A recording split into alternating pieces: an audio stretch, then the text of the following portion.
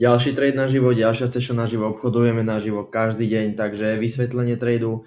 Tu sme si zaznačili na dennom grafe 4-hodinovom a 1-minútovom naše levely a nákupné predajné zóny.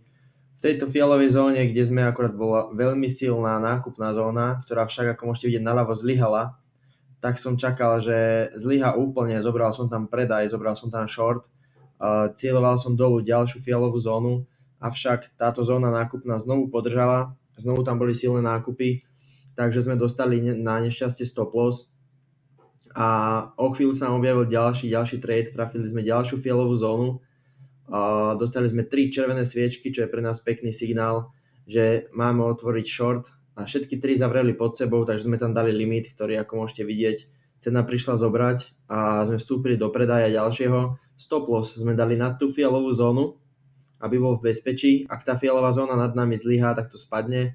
Potom cena zišla znovu dole do silnej fialovej nákupnej zóny, ktorá nám začala tlačiť cenu hore.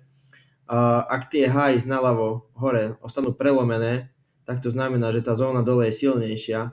Avšak ak tie highs tam, kde sme otvorili obchod, tam hore, to udrží, tak znamená, že tá spodná bude prelomená a zlyhá.